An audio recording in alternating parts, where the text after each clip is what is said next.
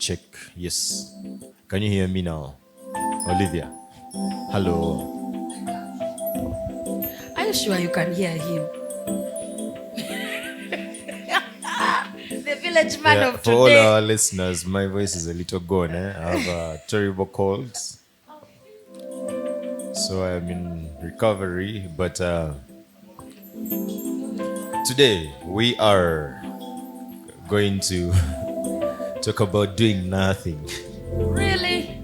Yes, where I was thinking about it. I was thinking about how much I like doing nothing, like on a Saturday or Sunday. And now I embrace boredom, but a lot of people are so afraid of boredom. Yeah? And I think there's so much you can benefit from embracing boredom or just doing nothing. Yeah.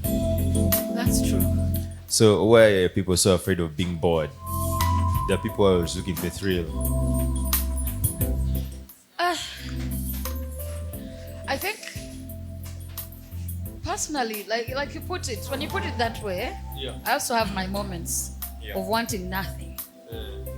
Because then you're not in your head, you're not putting yourself under pressure. You're sort of just allowing yourself to exist. Just by being there, you exist. But because I think we've been very dependent on what the world offers us as people, sometimes you're not sure what it will be like. I've seen people like just even 5 minutes or 10 of nothingness. Yeah. Because we've been told that we always need to be doing something, or because we over depend on what the universe is for us to feel like, oh, I am something, I'm doing something, therefore I am of, you get. Some people fear that because then you begin to feel like you're not doing or contributing, you're not important, you're not hardworking. But I think nothingness is when you find yourself. Yeah. That's when you rest, that's when you're not in your head, in your thoughts. That's when you get back on your, like, not like on your feet in the sense of you've been going through something, no. I mean, that is when you're like, okay, let's start a new day. That's when you're most active because you've allowed yourself to just exist. You get it? We fear it though because we always want to be a part of something, in my opinion. We always want to be a part of something. For me, however, on the other hand, sometimes I just want to be in my space. As I am not antisocial at all, by the way, I'm those people who can even infringe on people's spaces sometimes because I'm always, But like, I feel like sometimes even for me, when you're doing the minimum, I can feel like you're in my space.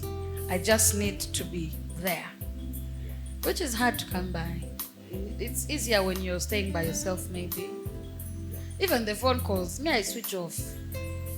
You call me, I look, I'm like, is this Saturday? I don't want to pick. If it's worse when I do not know the number. On Monday, okay. Because you never know. Yeah. But like, nothingness is something sometimes. But because we're human beings, we find value in ourselves through attachment to things. It can be hard. I don't know. Yeah, yes. Yes, you want to say something? Okay, I think we've been programmed right from childhood, growing up, that an idle mind is the devil's workshop. In that, even when we were young and your parent finds you just seated there doing nothing, at least they find something for you to do. Like, hey, why are you just seated there? Can you do something? Can you make yourself useful?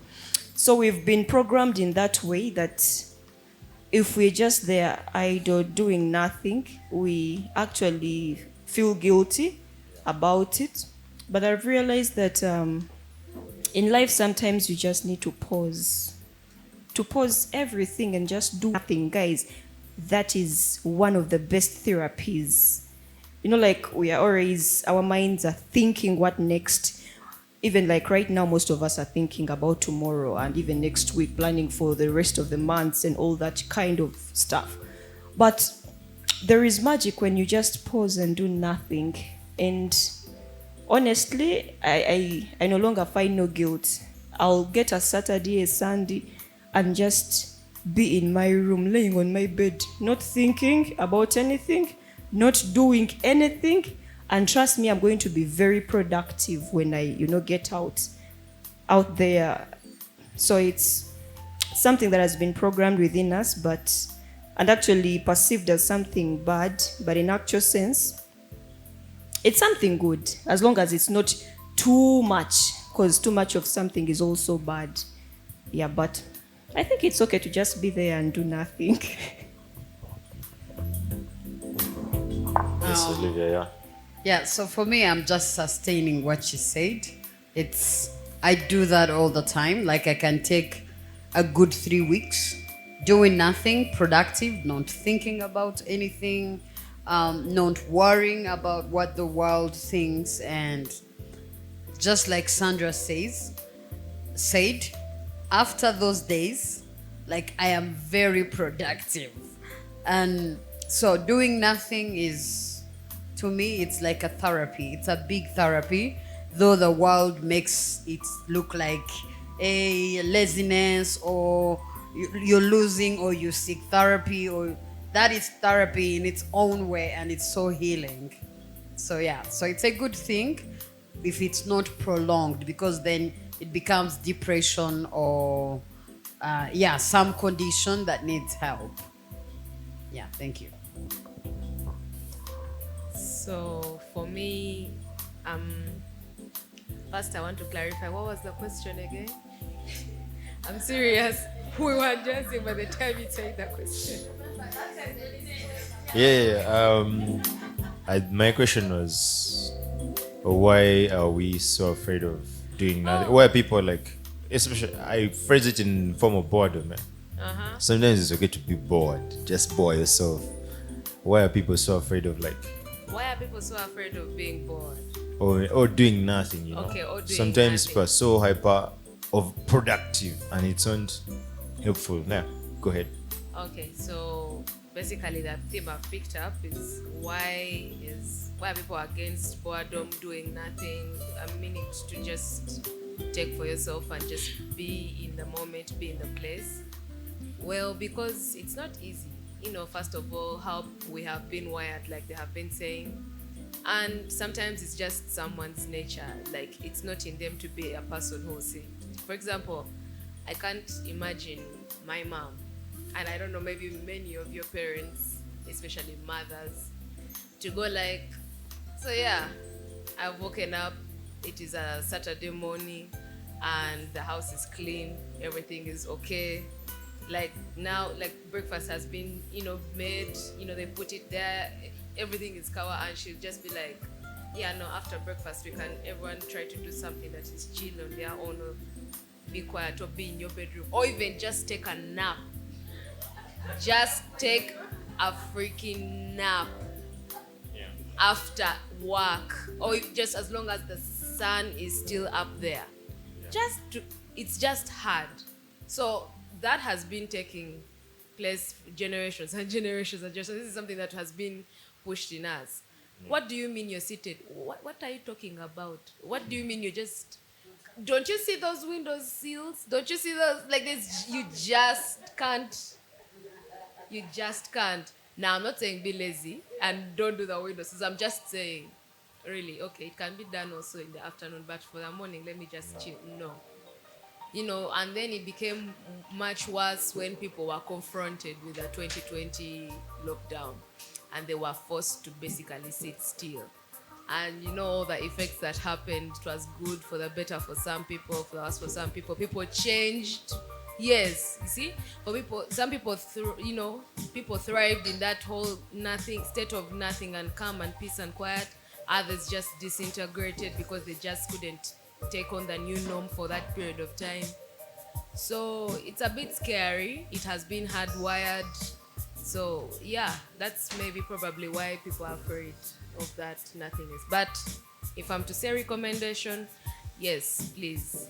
There are times you are talking about why you do not want to see anyone. No, there are times when when we were reading for papers, when I was still in school, in campus here, we're reading for papers, and all this is flying, past papers are moving, notes are going, summaries are going, and it just be like you crash. And then you're like, all right, let me just stop, sleep, do something, nothing, just be quiet and calm. Just take off like 2 hours of just that. And then the minute your time is up and you now like get up, first of all, there is that guilt that will tell you go and read. It will be there, be like, just go back and read. You're not going to be caught.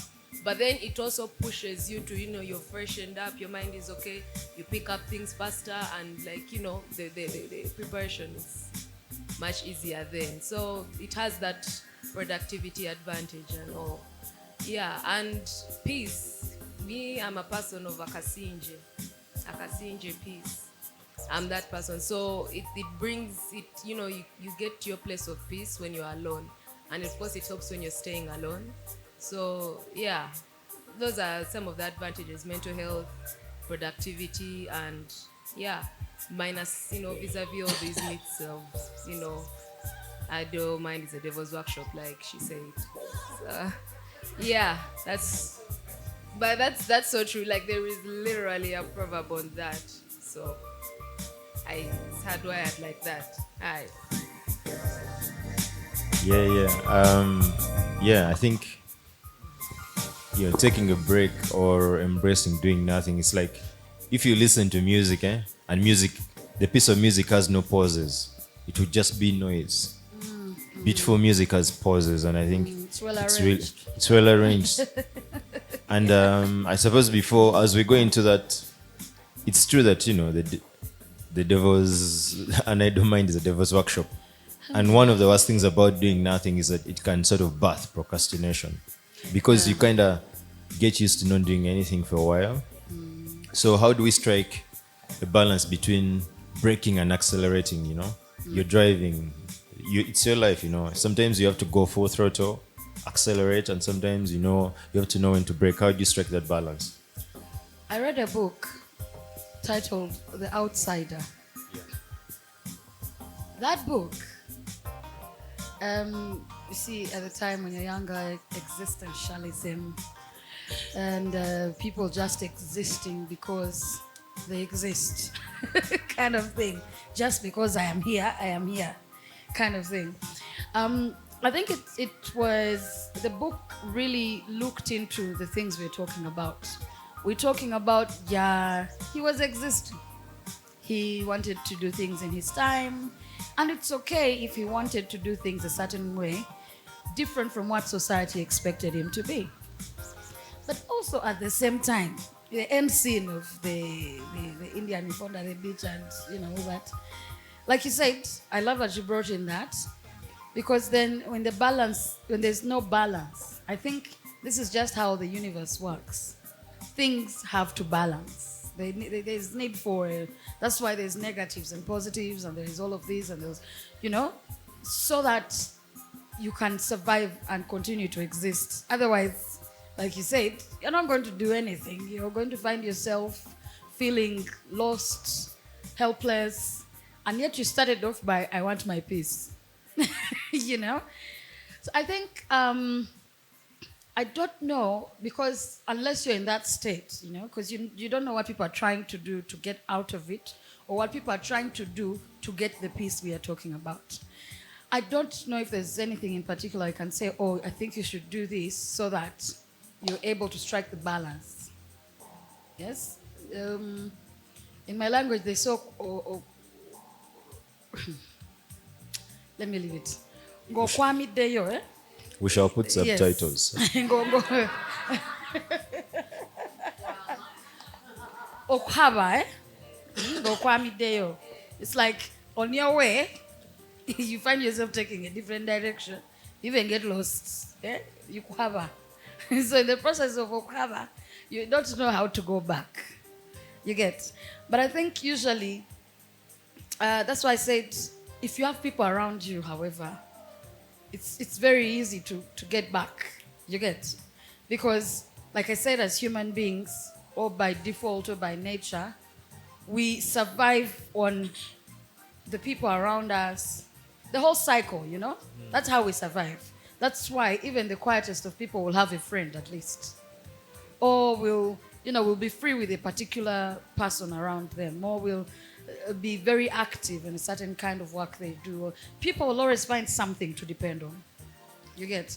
So I think knowing the only challenge we have for us as people is sometimes we don't even know who we are, if I'm being honest.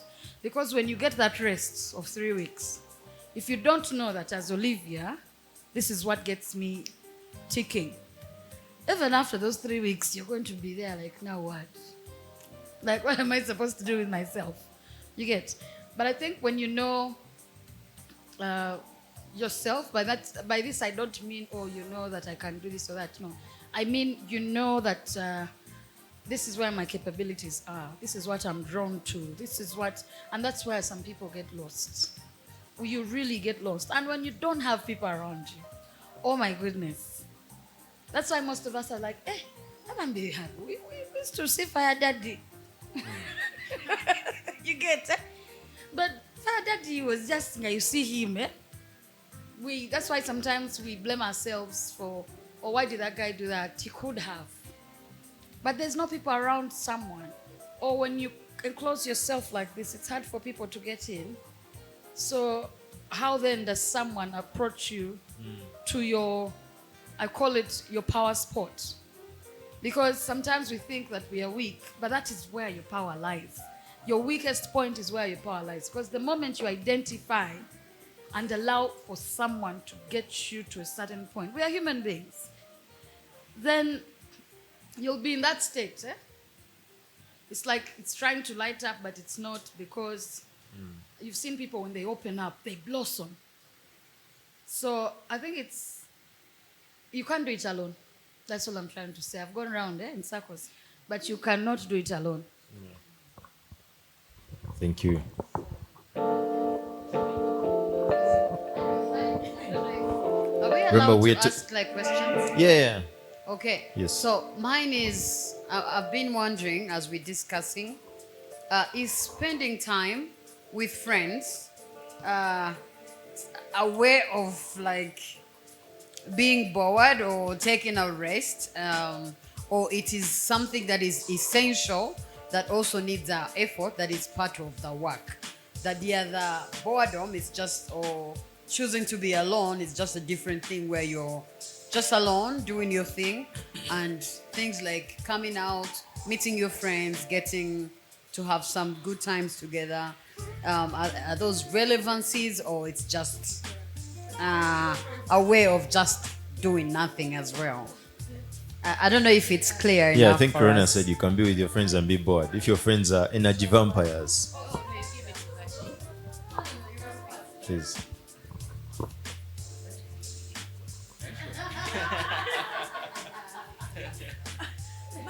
Go to the sites, but I was actually waiting for everyone to speak so I could get this discussion going. But first of all, I want to thank everyone, whoever thought of this idea, and with tonight's topic that we are having in the house, it's actually one of the things that why people come out sometimes.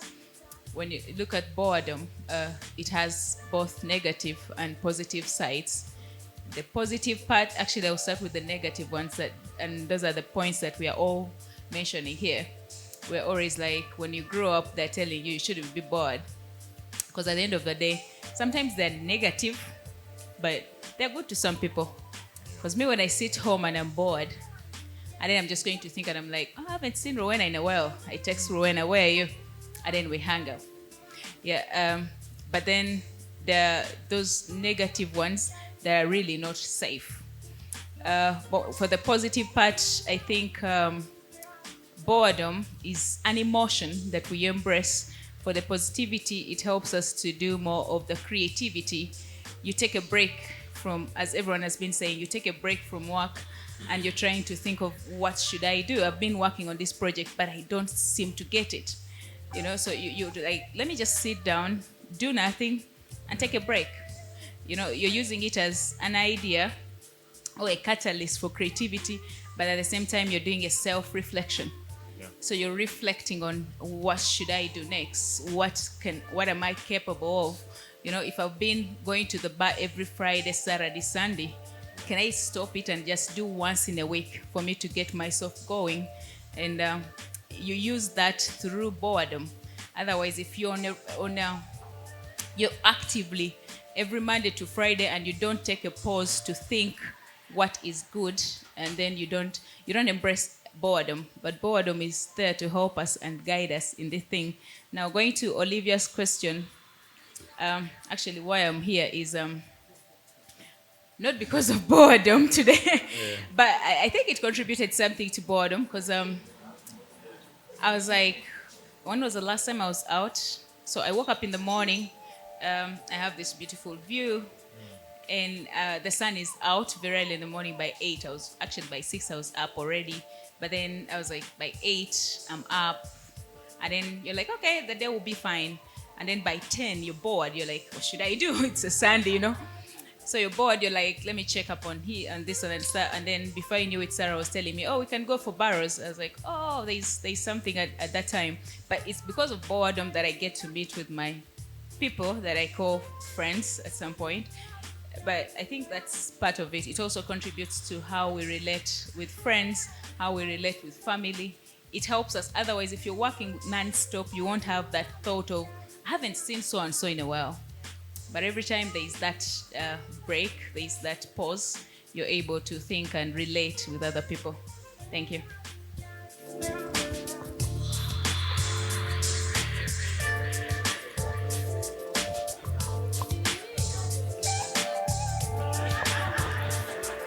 Another one. I have been coerced into giving an opinion. So, everything that is said, I agree with. However, I think that as adults, sometimes we go through different challenges, and that is why we are afraid of being alone. Most times, maybe you have gone through a breakup, maybe you have lost someone, you know, and you being alone in your solitude can actually make things worse. So you find yourself searching and wanting to be with people all the time. So if you're asking about striking a balance, I think it is inevitable that my thinking is that being alone is not good if you do it more than 3 weeks, right? Personally, I will do Sunday is my day off. I will finish my social battery on Saturday, and then usually Sundays I like to, decompress, just be alone with my thoughts, go through all the week's things and all the problems and the good things that have happened, right? But there's a reason why that proverb was stated. That is an ancient proverb. So it means that when people are alone, most times they're doing something negative, and no one wants to agree with that. Because if someone is alone, mostly they're depressed, they come up with all these things. And so I would feel like have moments where you're alone, where you can decompress and meditate and whatever, but like Rowena said, always emphasize at least talking to your friends, to your family, so that they know where you stand, because these are the people that make your light burn. So that's my 2 cents.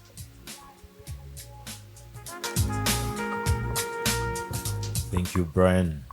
Okay, thank you, Brian. And what he was saying about the boredom and the ancient proverb, he's right. Not that the proverb is entirely wrong. That's not what we're trying to say. Though they will use it in a context, sometimes where it's not needed, but there are times when they will use it in a context where it is actually needed. There are times when you really do need to take a break, but someone will tell you an idea is a devil's workshop, and all you really wanted to do was sleep. You just want to sleep. The worst you can do. No, seriously. It can be circumstance, it can be time. Yeah. But there are also still, regardless of the time and circumstances that may be necessary, sometimes people will still bring that up. Maybe I'm talking about it coming from a place of being very tired this week, maybe. No, seriously, this week I need a break, yes. Yeah. So maybe because I'm talking from that experience, but really, yeah. But then there are also times when it leads to procrastination, it leads to all sorts of terrible things. Now that is when I acknowledge that the proverb is right. It's used in the right context. It'd be like, yo, gay, be careful. And I don't mind the devil's workshop. And that it could be true, you know. So timing and circumstances now. Yeah. Uh-huh. So Kati, for Olivia's question, yes, being able to do nothing can have you go like, maybe I have not seen so and so in a very long time as my friend, so let me go and like check up on them. The fact that I'm doing nothing. Yes, that could be helpful, but not all friendships are like supposed to be like that, and also not in only that kind of context. There are times when you actively actually have to be there for your friends, like actively, where you are intentional and in the midst of all the flurry business that you're going through, you'll be like, but no, I have to still be there for this friend in this particular time and in this particular point of need.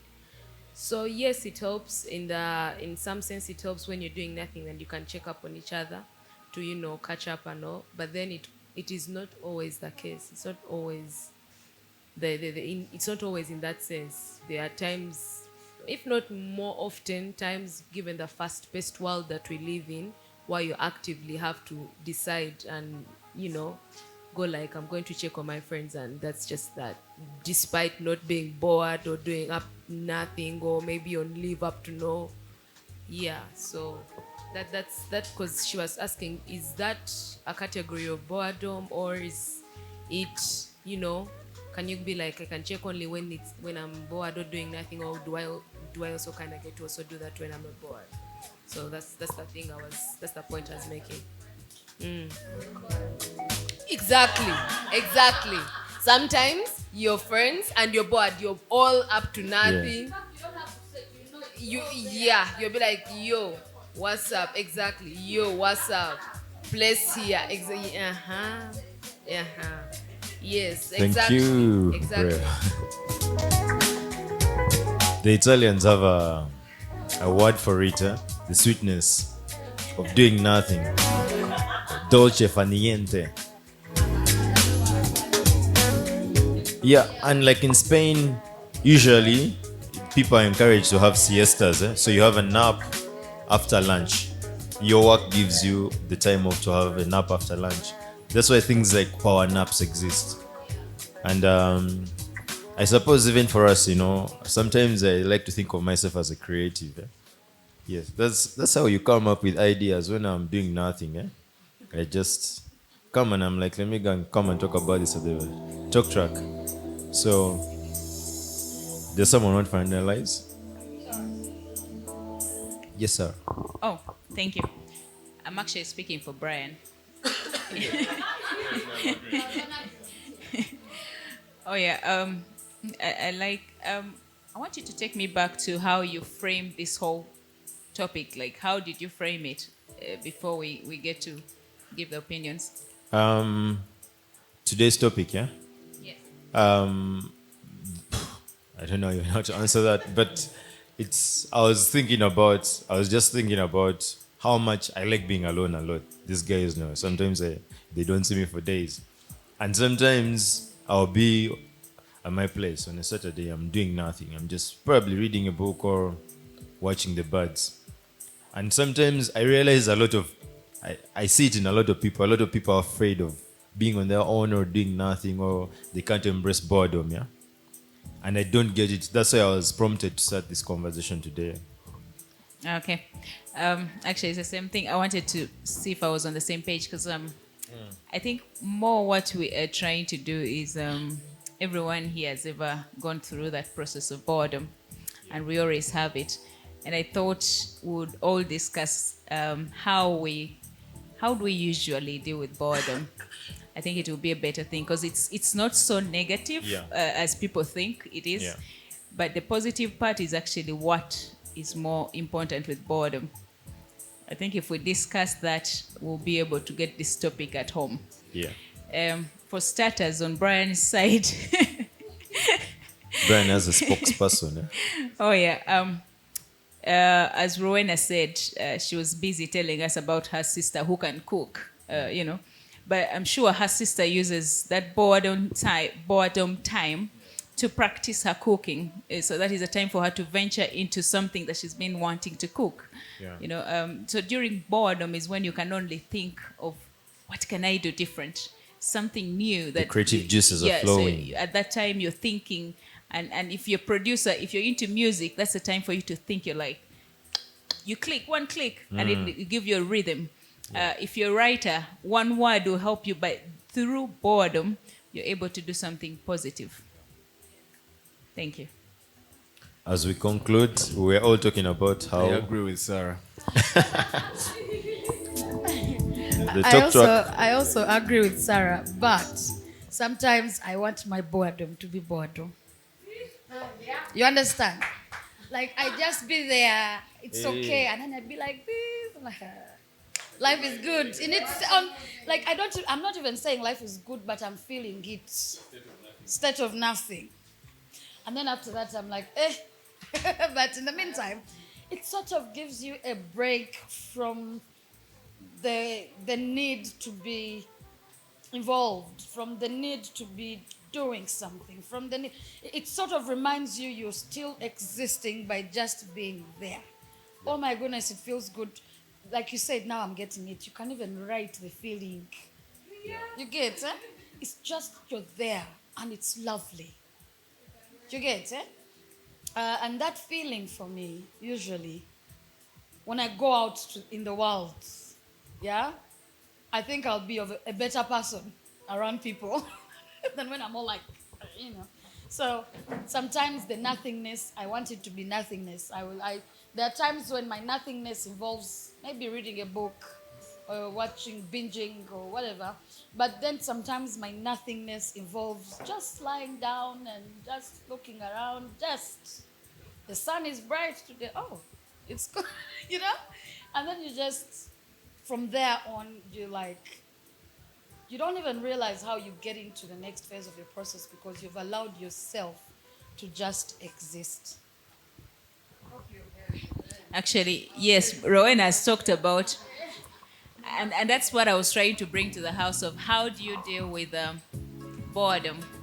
As you said, you just lie there and do nothing. Yes, as we finalize, everyone wants to say something about how they deal with boredom. Yes. Let us take the point home. Yeah, so on Rowena's point of lying there, I think other people use it as meditation. Yeah. Thank you. Yeah, I like to sleep. If I'm in an absolute state of nothing, I'll just sleep the whole day if I have to, and I will. Just waking up to eat some food here and there, but yeah, that's absolute nothingness, exactly. Yeah, like I said, at that state, that usually takes a day or two, and I love it. I just sleep, wake up, eat something, just watch whatever on my phone, sleep again. Yeah, it's just that routine of real nothingness. And it's so healing. Try it. Yeah. Well, I'm going to be of 2 points of view. The Rowena kind of sleep, state of nothing, do nothing, wake up, just you're more like almost catatonic. You just sleep, wake up, eat, sleep, wake up, eat. Then sleep again and then wake up and be like, all right, sleep is done. And you look forward to watch. Then you watch, then you'll be like, all right, now I'm sleepy again. Then you sleep, then you wake up, then you eat. So I understand. So yeah, that's the point. That's one part, and it is so healing because the next day you'll be like, all right, I'm energetic, I'm fresh, I'm kawa. Yeah. Then there is the creative kind. I've also experienced that kind, especially when I was in my pre-internship. I never knew I could draw until I was in my pre-internship. And I went through from like O-level, art lessons, art classes, and I even dropped it in Form 2. I didn't think I could draw until I drew. And that's what I'm serious. I didn't think, I'm not lying. If I could show you over my phone or something, but like they're all there. and like I want to pin them up on my wall and stuff and be like, you know, as inspired. Once I entered someone's room, I saw those drawings. It's like, man, can't I draw maybe something? Draw all sorts of things. Did not think I could do that until when I was bored my pre-internship. So there is that creative side. Did not think I could write a poem about something I've gone through in my past experience that still maybe haunts me or still has an effect on me. So all through that process of healing and you're in your state of quiet, you become even creative and write about your pain, write about your past, write about something, write about a lesson. And it's all creative and it looks amazing. But it's like for you, but you didn't think you could do it until you did it. So it has that creative side and then it has the other side. So that's what I do when I'm bored. One of the two. Thank you, bro. Yeah. Yes, and finally, Sandra, to see us off. Okay, honestly speaking, I've not really had those moments where I'm alone and I'm bored.